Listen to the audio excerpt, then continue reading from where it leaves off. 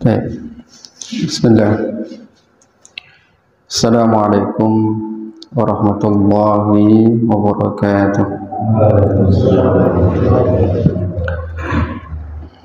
Alhamdulillah. Nahmaduhu wa nasta'inuhu wa nastaghfiruh. Wa na'udzu billahi min shururi anfusina min sayyiati a'malina.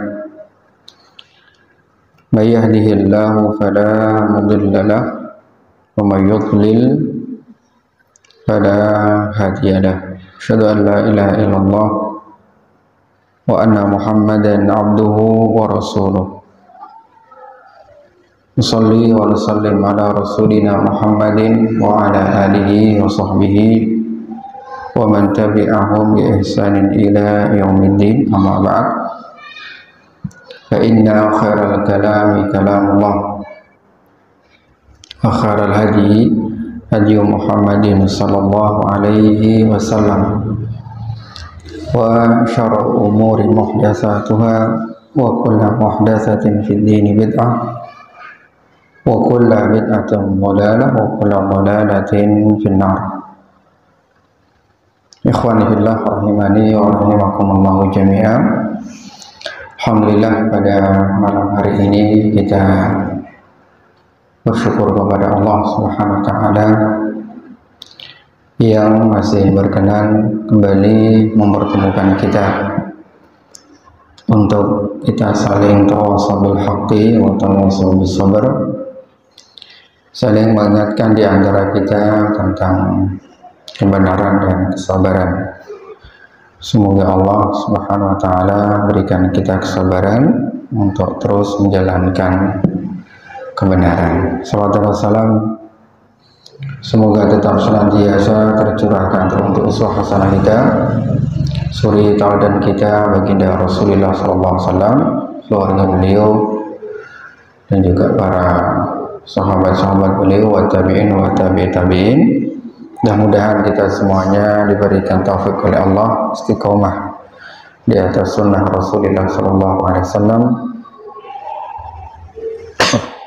sunnah para sahabat hingga akhir dari kehidupan kita di dunia ini. Ikhwan fillah rahimani wa rahimakumullah jami'an. Kita lanjutkan berada di pekan terakhir tentang adab-adab harian. Di pertemuan yang lalu kita sampai kepada adab terhadap diri sendiri. Adab terhadap diri sendiri. Kemarin sudah kita sebutkan adab yang pertama adalah muhasabatun nafs. Ya, adab yang pertama adalah muhasabatun nafsi, ya, yaitu senantiasa mengintrospeksi diri, ya, senantiasa menghitung-hitung berapa amal yang sudah disiapkan untuk kehidupan nanti di hari kiamat. Ini adab yang wajib untuk senantiasa kita lakukan. Al-Mu'allif rahimahullah kemarin sudah kita sebutkan juga, menukilkan beberapa ayat firman Allah Subhanahu wa taala, di antaranya adalah ya surat Al-Hasyr ayat ke-18. Kemarin juga sudah kita bacakan, ya alladzina amanu taqullaha wal tanzur nafsum ma qaddamat lighad. Wahai orang-orang beriman, bertakwalah kalian kepada Allah, takutlah kalian kepada Allah Subhanahu wa taala, dan hendaklah setiap jiwa kalian itu melihat, mengintrospeksi diri, menghitung-hitung sudah berapa amal yang dia lakukan, sudah berapa maksiat yang dia tinggalkan, perbuatan-perbuatan dosa yang dia jauhi. Untuk apa? Liwadin, untuk hari kemudian, yaitu hari kiamat.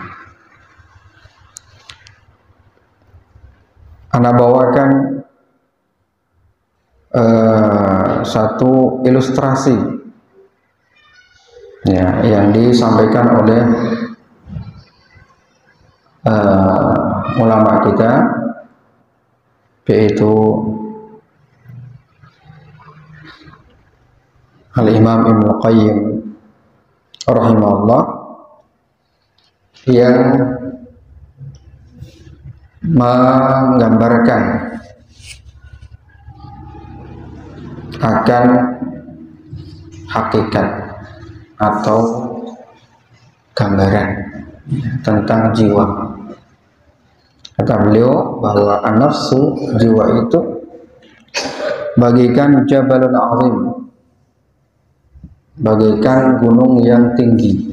Kata beliau, ya, ibarat sebuah gunung yang tinggi, yang kokoh, yang tentu jalan mencapai puncak ya penuh dengan bebatuan, penuh dengan rintangan, dan tentu juga terjal. Ya, sebagaimana kita pahami tentunya ya, bagaimana gunung, struktur gunung, ya, batuan besar, jurang-jurang yang curam, ya, pohon-pohon yang mungkin berduri. Maka belum gambarkan jiwa itu seperti itu. Bagi orang yang bisa menguasai jiwanya sehingga menjadi jiwa yang baik, maka mau tidak mau dia harus melalui mendaki gunung tersebut supaya dia bisa mentaklukkan jiwanya, menundukkan jiwanya, dan tentu sampai menuju ridho dan rahmat Allah Subhanahu wa Ta'ala. Itu gambaran beliau. Jadi perlu perjuangan yang luar biasa ya, untuk sampai puncak gunung tersebut. Dia harus kerja keras, persiapan bekal yang cukup. Bagaimana nanti kalau pas jalannya ekstrim, berduri, samping kanan kiri jurang, belum nanti kalau ada badai, ya, kabut. Yang jelas untuk sampai puncak itu butuh perjuangan yang luar biasa. Ditambah lagi kata beliau, di puncaknya ada setan yang senantiasa menakut-nakuti, mewanti-wanti siapa saja orang yang akan mendaki gunung tersebut. Ya, kita perlu takuti, woi, jangan kalian naik, bahaya. Karena nanti bisa terjatuh dan resikonya mati. Jalannya terjal, jalannya berisiko. Ya, di puncak gunung itu ada, beliau menggambarkan ada orang yang mewanti-wanti, sehingga setiap orang yang mau mendaki gunung itu menjadi was-was, jadi takut. Wah, tentu juga nanti kalau jatuh jurang, udah tamat riwayatnya. Sehingga banyak sekali orang yang kemudian ketika mereka mendaki baru mendapatkan 2-3 jangkah, 2-3 langkah, itu banyak yang berguguran, akhirnya turun kembali karena tidak mau merasakan sulitnya dan beratnya untuk mendaki gunung tersebut. Dan memang secara logika, secara hukum kita ya, dibandingkan orang yang suka daki dengan tidak daki kan tentu juga banyak yang mendingan di rumah loh. Jadi ini realnya, real orang yang pecinta atau pendaki dengan yang tidak pencinta, ya tentu banyak yang tidak senang karena itu memang ya berisiko sedikit. Ya, maka beliau pun menggambarkan begitu banyak orang yang akhirnya tumbang di jalan karena tidak mau mengambil risiko. Memang sulit mendaki itu. Kebetulan saya pernah mendaki di Merapi sama Merbabu, dua-duanya. Ya, dan nggak sampai puncak. Ya, saya Merapi itu ketika saya di Mualimin, rombongan sama teman-teman pecinta alam. Masih ingat sekali, kita berangkat pagi hari jam 6 habis subuh, dipandu sama juru kunci di kampung setempat, kampung bawah. Berangkat, kalau Merapi kalau tidak salah ada 4 pos ya, ada 4 pos yang terakhir sampai sudah hampir puncak. Mendaki pos 1 dapat, alhamdulillah istirahat sebentar, naik lagi pos kedua. Pos kedua sekitar jam 10 ya, jam 10 di pos 2. Pas sampai di pos 2 itu kondisinya masih terang. Saya istirahat sebentar, baru istirahat sebentar tiba-tiba ada gulungan kabut putih dan berair plus angin, dingin dan masuk sampai tulang ya, dan jarak pandangnya cuma berapa meter. Akhirnya kita tunggu, berharap itu bisa hilang, bisa terang kembali, terus bisa melanjutkan. Tapi ternyata ditunggu-tunggu sampai hampir setengah jam lebih. Terus kayaknya tidak ada tanda-tanda ini bisa hilang ini ya, kabut ini. Akhirnya penunjuk jalan memberikan keputusan ya pada kita, ini Mas, kalau kita lanjutkan kayaknya berisiko, dan kalau sudah seperti ini memang ini bisa berjam-jam ya, kalau sudah kabut kayak gini sudah ya. Akhirnya penunjuk jalan memberikan keputusan kayaknya kita harus turun deh Mas, kita nggak berani lanjutkan, resiko karena jarak pandang memang pendek sekali, 3 meteran udah nggak kelihatan. Akhirnya turun pun juga mengendap-endap kita ya, pegangan baju makan pelan-pelan ya. Akhirnya sampai bawah juga jadi nggak sampai puncak. Jadi memang seperti itu. Maka Ibnu Qayyim menggambarkan jiwa itu kalau ingin mampu menguasai jiwanya sampai ridho rahmat Allah, mau nggak mau tidak ada jalan kecuali dia harus kerja keras untuk menaklukkan jiwa itu, seperti melakukan gunung yang berat, yang penuh dengan terjal. Itu kata beliau. Ya. Bagaimana tidak? Ibadah-ibadah yang sebenarnya sederhana, tapi itu terasa berat sekali di jiwa kita. Kita taklukkan jiwa kita, itu terasa berat. Ya tadi itu seperti mendaki itu. Banyak yang gagal, banyak yang nggak berhasil. Ya, buktinya jelas, real kenyataan. Ya toh, yang nggak usah istilahnya, yang gampang real kenyataan di kehidupan kita sehari-hari aja. Sholat 5 waktu, begitu banyak masjid yang kosong-kosong, dan mereka tidak mampu untuk kemudian menaklukkan jiwa mereka, nafsu mereka. Akhirnya terasa berat untuk melangkah kakinya menuju masjid, sholat jamaah 5 waktu, untuk membuka lisannya membaca Al-Quran, untuk merogoh kantongan infak sedekah 5.000, 10.000, buat bagikan beratnya mendaki gunung tadi itu ya. Itulah gambaran analogi yang digambarkan Ibnu Qayyim rahimahullah tentang jiwa. Maka adab yang pertama ini menjadi kewajiban kita adalah bagaimana kita betul-betul bisa muhasabatun nafs, bisa mereview, mengintrospeksi, menghitung-hitung ya seberapa bekal atau amal ibadah yang sudah kita siapkan untuk kita kembali menghadap Allah Subhanahu wa taala.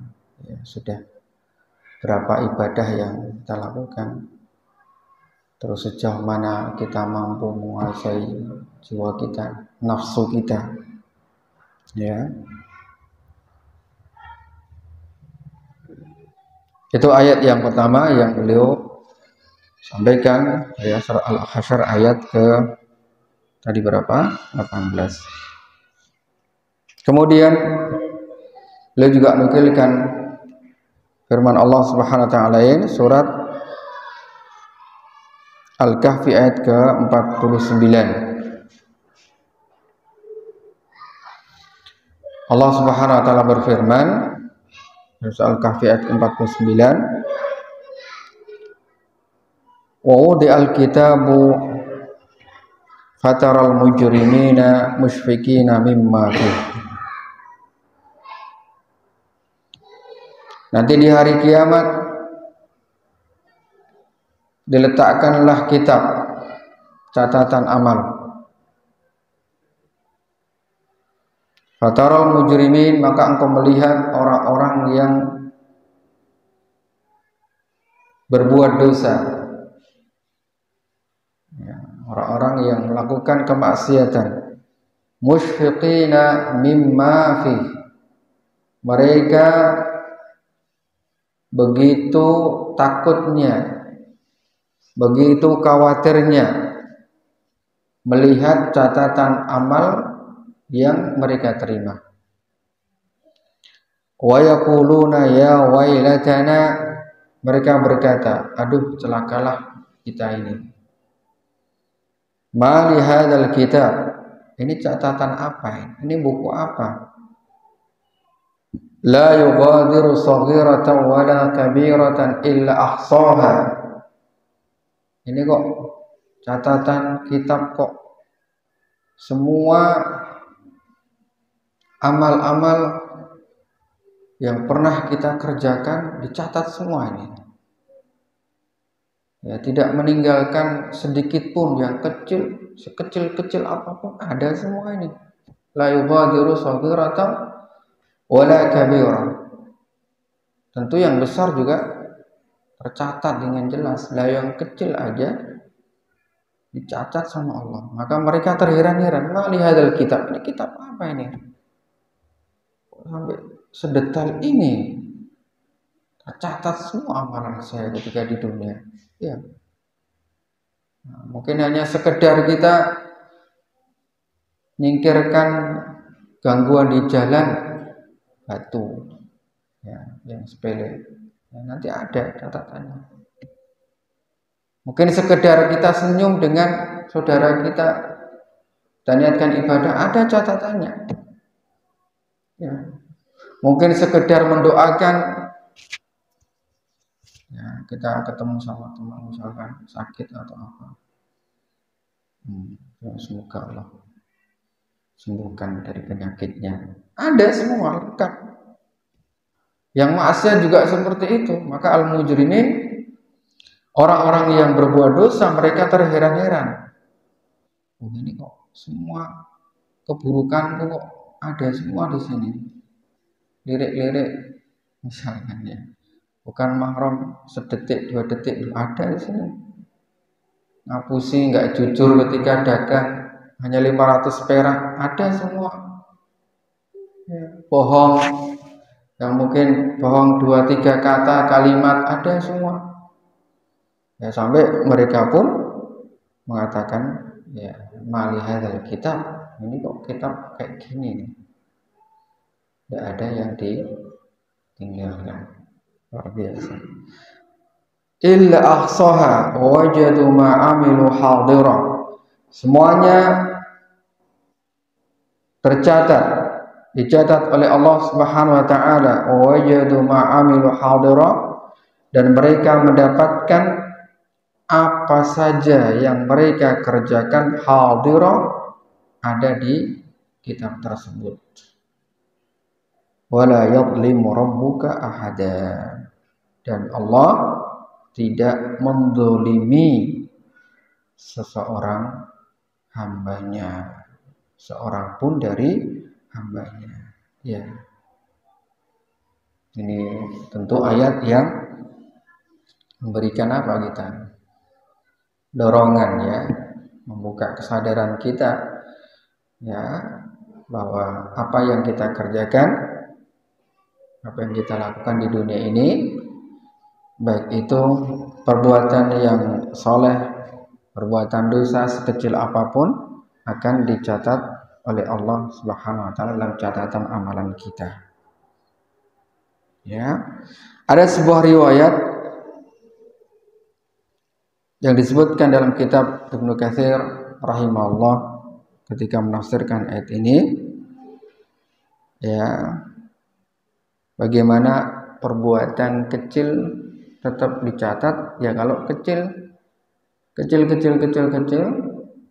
kalau jumlahnya banyak nanti kan jadi besar, ya kan? Nah, ada sebuah riwayat dari Imam At-Tabrani, ada di kitab tafsir Ibnu Katsir.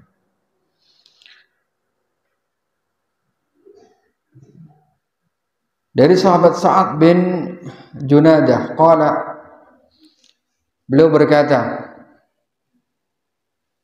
ketika kami usai dari perang Hunain. Perang Hunain itu setelah perang Fathu Mekah ya, terjadi di tahun berapa? Fathu Mekah, penaklukan kota Mekah tahun 8 Hijriah. Setelah itu dilanjutkan ke perang Hunain. Ya. Awalnya kalah, nah, karena sempat ya ada sebagian sahabat yang membanggakan diri. Setelah Fathu Mekah selesai, terus banyak orang kafir yang masuk Islam, para tokoh-tokohnya termasuk Abu Sufyan. Nah, terus jumlah pasukan kaum muslimin waktu itu kan dari Madinah udah 10.000, tambah dengan orang-orang yang masuk Islam di Mekah setelah Fathu Mekah. Ada sebagian sahabat yang kemudian membanggakan diri. Ada yang mereka mengatakan, dah kita nggak akan kalah ini, jumlah kita banyak, tidak ada pasukan yang bisa mengalahkan kita sekarang. Nah, ternyata justru itu ditegur oleh Allah Subhanahu wa taala. Kalau ajabat kathratukum falam tughni ankum minallahi syai'an. Nah, ternyata Allah tegur ya, dengan jumlah mereka yang banyak yang mereka banggakan, ternyata justru di awal peperangan mereka kocar-kacir, kalah. Karena tiba-tiba diserang oleh musuh, kocar-kacir, dan akhirnya ya bisa dikendalikan dengan, kalau tidak salah Rasulullah memanggil pamannya Abbas, terus bisa dikendalikan dan akhirnya menang.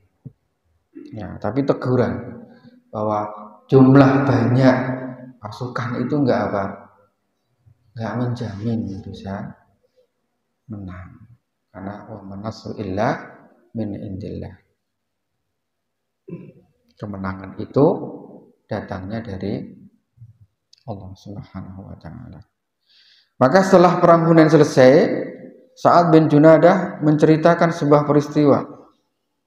Nazalu qafran minal ardi. Para sahabat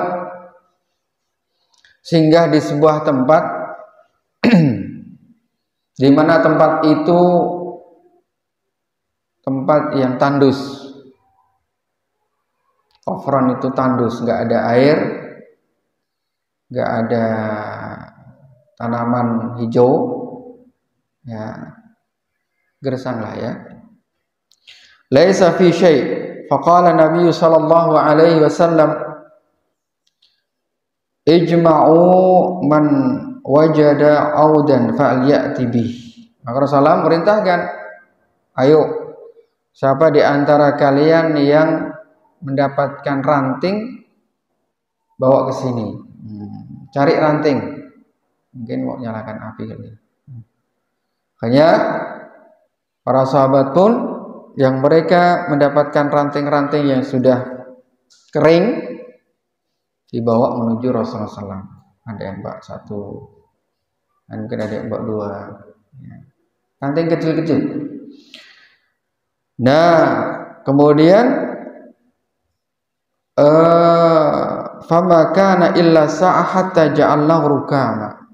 Setelah beberapa saat, ya, maka terkumpullah ranting-ranting itu menjadi banyak, tumpukan ranting yang kering. Ya, faqala Nabi sallallahu alaihi wasallam, maka Rasulullah pun bersabda, atarawna hadza, gimana pendapat kalian dengan tumpukan ranting ini, hai para sahabatku? Gimana menurut kalian ini? Ranting kecil-kecil jadi banyak. Fakadzalika tujma'u dzunubu 'ala ar-rajul minkum kama jama'tum hadza. Beliau mengatakan, demikianlah hai para sahabatku, nanti dosa-dosa salah satu di antara kalian itu juga akan dihimpun, dikumpulkan oleh Allah Subhanahu wa taala seperti kalian mengumpulkan ranting-ranting kecil ini. Ya. Dosa-dosa salah satu di antara kalian yang mungkin dianggap kecil, sepele, tetapi dia lakukan berkali-kali banyak, nanti akan dihimpun oleh Allah. Seperti kalian menghimpun ranting-ranting ini. Akhirnya jadi apa? Banyak. Ya. Kan kalian cuma ada yang satu, bak satu, bak dua, satu. Sedikit, tapi ketika kalian kumpulkan jadi ya sebanyak ini. Jadi numpuk seperti ini. Maka demikianlah kalau ada salah satu di antara kalian melakukan dosa, meskipun dia kecil, tapi dia lakukan 2, 3, 4 kali, 5 kali, akhirnya sehingga dosa kecil itu menjadi numpuk, menjadi banyak, dan itu akan dicatat oleh Allah Subhanahu wa ta'ala. Ya, tuh gambaran tentang perbuatan dosa kecil. Ya, sehingga nanti orang-orang yang berbuat dosa di hari kiamat, musyfikin tadi itu, akan merasakan apa? Akan merasakan ketakutan yang luar biasa. Sampai mereka mengatakan, ya wailatana. Wah, kalau gini mah celaka kita ini. Semuanya dicatat, semua ini sama Allah. Tidak ada yang tertinggal dalam catatan amalnya. Maka tentu ikhwan fillah rahimani wa rahimakumullah jami'a, ya, kita muhasabatu nafs. Ini adab yang luar biasa. Ya. Adab terhadap pribadi, ya, untuk senantiasa menghitung-hitung diri, mengintrospeksi diri. Ya. Sudah berapa amal soleh yang kita lakukan dan berapa perbuatan dosa-dosa yang sudah kita tinggalkan. Kemudian Al-Imam Ibnu Katsir, beliau juga menukilkan sebuah riwayat dalam tafsir ayat ini, diriwayatkan dari Imam Ahmad.